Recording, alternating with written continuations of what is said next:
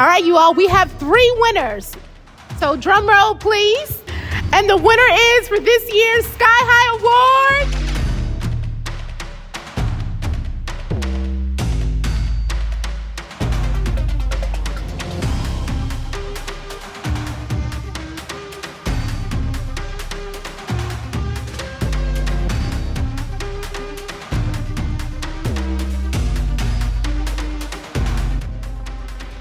And the winner for our Dreamer Award is...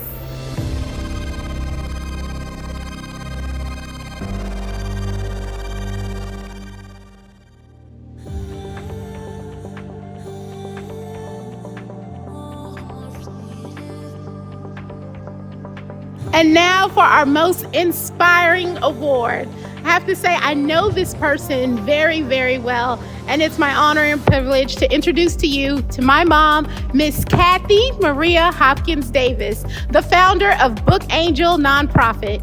To date, she's been able to give away over $2 million in supplies and resources to individuals around the Dallas-Fort Worth Metroplex. She truly has overcome so many adversities, from sarcoidosis, a stroke, breast cancer. Her breast cancer even came back. And where is she at now? She is in the warehouse packing books and getting gifts together for families in need. So it is my honor and privilege to introduce to you my mom and our story of why and how we created Book Angel.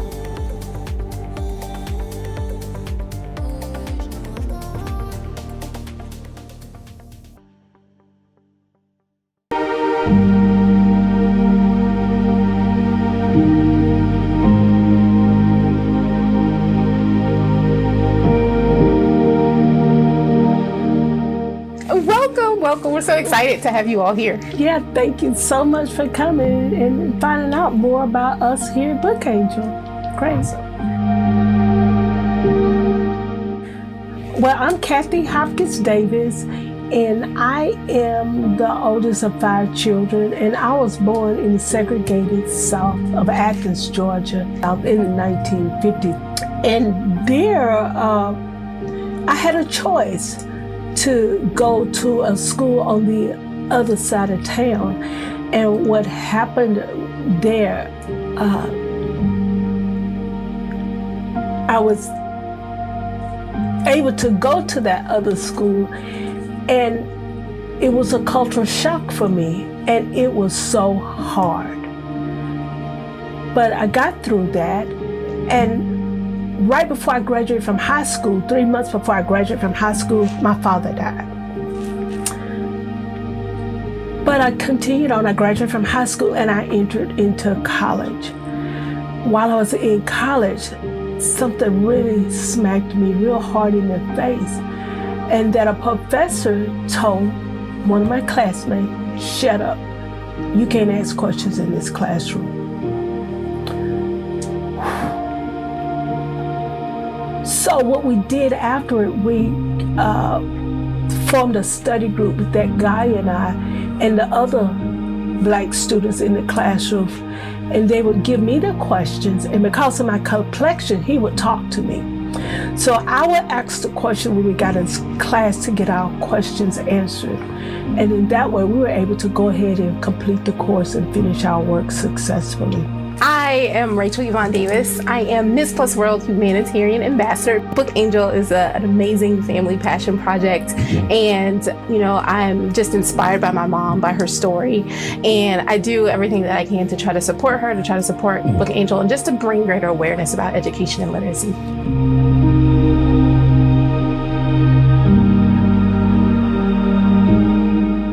Book Angel is a 501c3 organization, and we started as I realized the importance of reading and how children were not getting books. They had not held a book. They didn't have the skills they needed to start kindergarten. So it made it a hard pull to get them where they should be by the end of kindergarten. But we did it. But it snowballed, and the root cause that I discovered why they were having such a hard time in reading is because they didn't have books at home, and they were not being read to at home. You wouldn't believe how many children started school who have never, ever held a book, who never been read a story to. That blew my mind. And so to combat that challenge, we started collecting books around the holidays to give away as gifts. We gave them away to churches, to classrooms, and over the years it really, really grew and it took off. And that's how Book Angel was started almost 15 years ago, but it's only been in the last 5-6 years that we've operated as a official 501c3 nonprofit organization.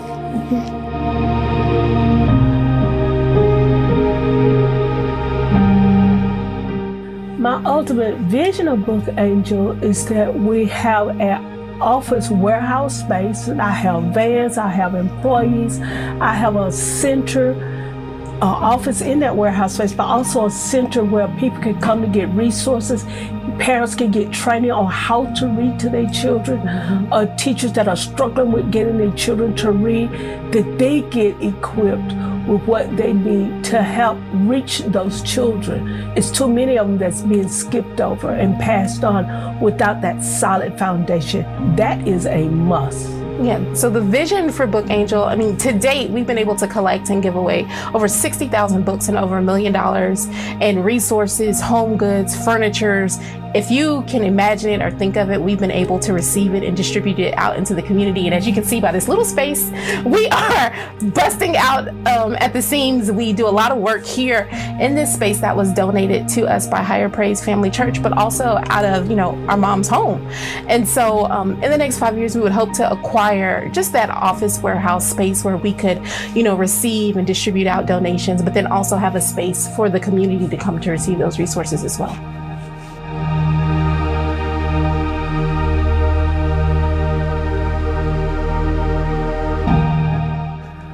A lot of health challenges. I'll let you tell our story. First, I had sarcoidosis. Yeah. Then I had a stroke. Yeah. And that put me in retirement as a teacher. Yeah. After being told in the hospital you can't go back home. It's recording now. You can say something. Oh, really? You can say something. Well, I hope y'all read it and get your books for your library.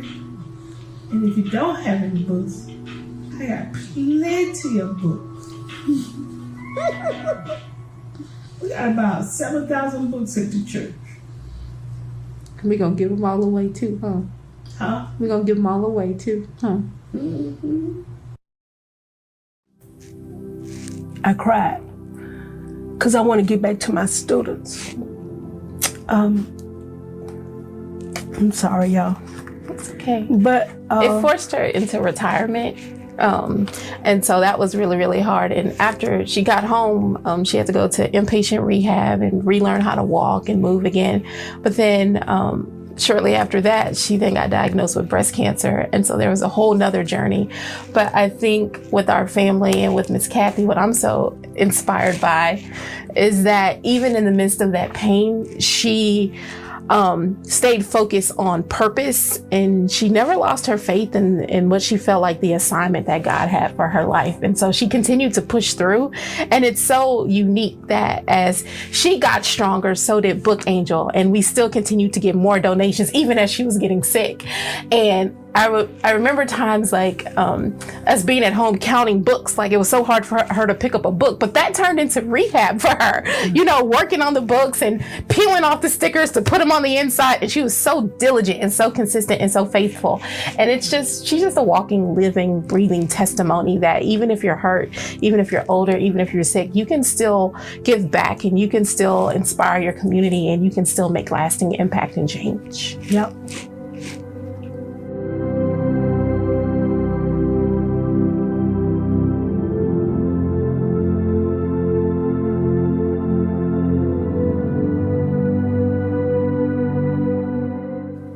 The history of us, our legacy.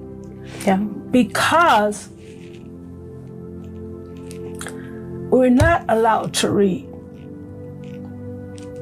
They gouged out their eyes for trying to learn how to write their ABCs. They would sell them off from their families for trying to learn how to read. Every child, every single last one of them deserve to learn how to read and to write. And I'm not going to stand by and allow that illiteracy to continue.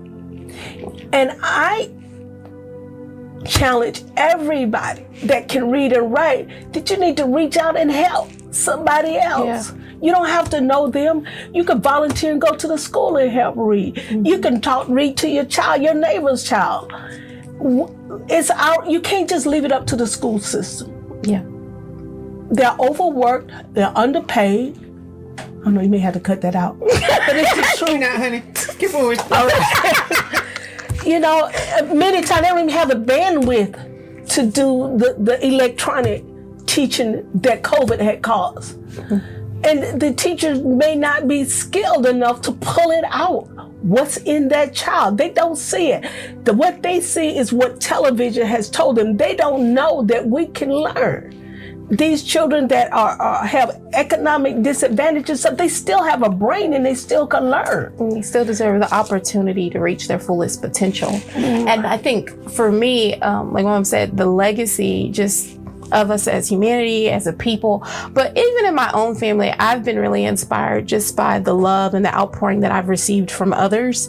And for me, on our mom's side of the family, I'm the first grandchild to graduate from high school, and soon I'll be the first doctor in my family on both sides of the family. And so just being able to push and to continue on to say, in the midst of extreme health challenges or circumstances, I mean, things have not been easy for me either. I've had terrible accidents. I've broken my neck, my back, but I've still been able to push through and persevere. And I believe that anyone, it doesn't matter what it is that you want to do, you can do it. But I think having the fundamental skills of literacy and knowing how to read makes all the difference in your future. And your future is so bright, and it doesn't matter what you're going through, it's so bright. And so I think just being able to be a testimony and to be a guiding light to others is something that really inspires me, and that gives me the motivation to stick with Book Angel when it's hard. Yeah. And you know, also let me say that our future, everything depends on what we do with these children right now. We can't wait. You know, they don't graduate from high school, they fail high school. That problem didn't start in high school. It started before they started school. And we're not recognizing that. And you got to get to the root problem that you have to read as a parent. And then two, the children have to read, and then they need something at home to read.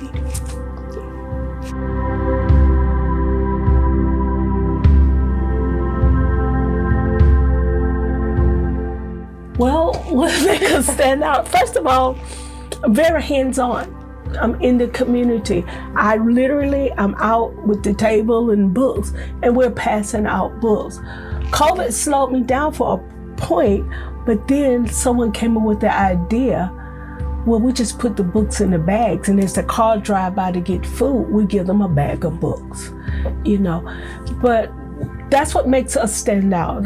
The reason we stand out is God driven, that He put in me. It's my calling on my life to help our children. And I can't quit. I can't stop. I have to go forward and do all I can, while I can. Absolutely. And I think other things that make us unique, like she said, we're really hands-on in the community. We're, from the community. We know what it's like to kind of pull yourselves out. So I think there's another layer degree of compassion. We're not so far removed from things that we're just, we're not sensitive. But then we've also been able to partner and collaborate with other unique organizations and leverage technology so that even in the midst of the pandemic, and we found ways to make it fun. And so we're continuing to explore how to implement technology into what we're doing here on a daily basis here at Book Angel. And so I think just that drive, that passion, that resiliency that we have in our unique stories, those are some of the things that make us different. And not to mention we have great personalities too.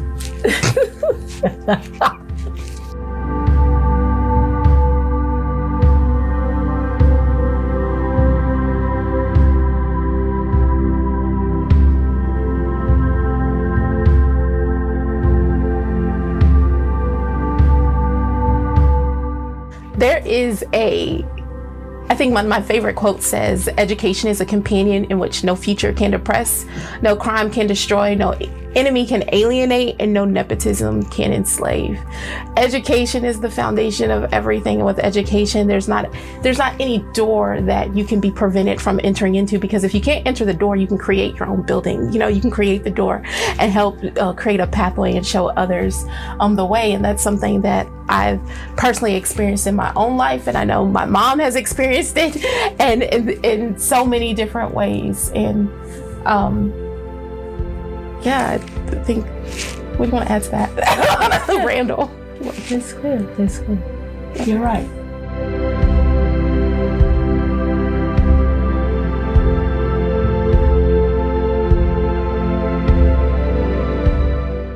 Woo, baby.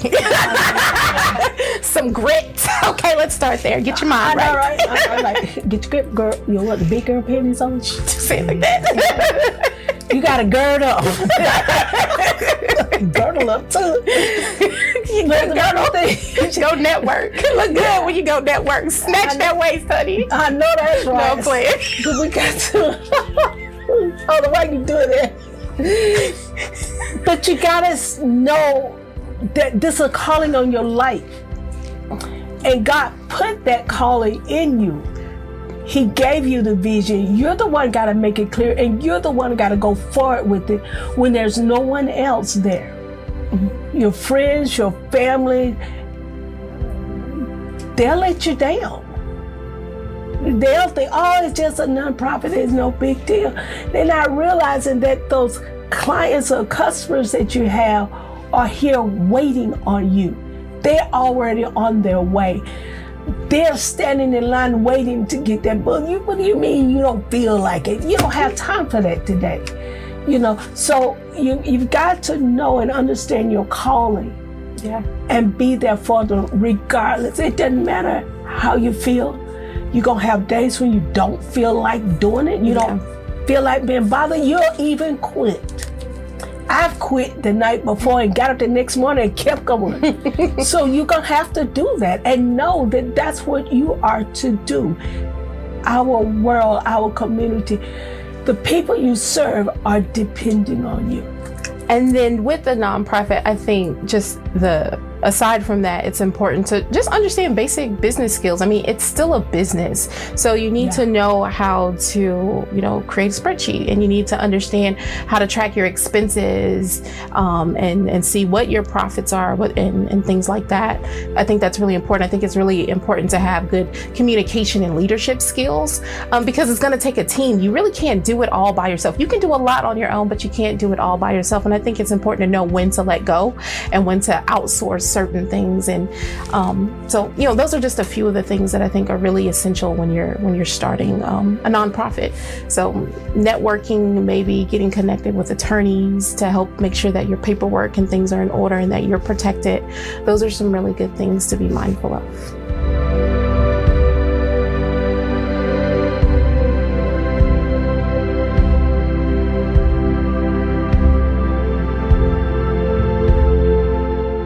Thank you so much for coming and just shining some light on us. We really, really appreciate it. We're so grateful for you. I am elated that you all chose Book Angel to come and see us and talk to us and know what we're doing and see what we do.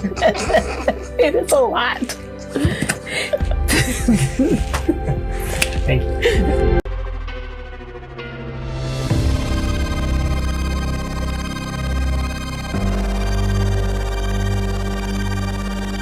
It's been my honor. It's been an absolute pleasure to guide you through this year's SkyHigh Awards. I look forward to seeing you next year.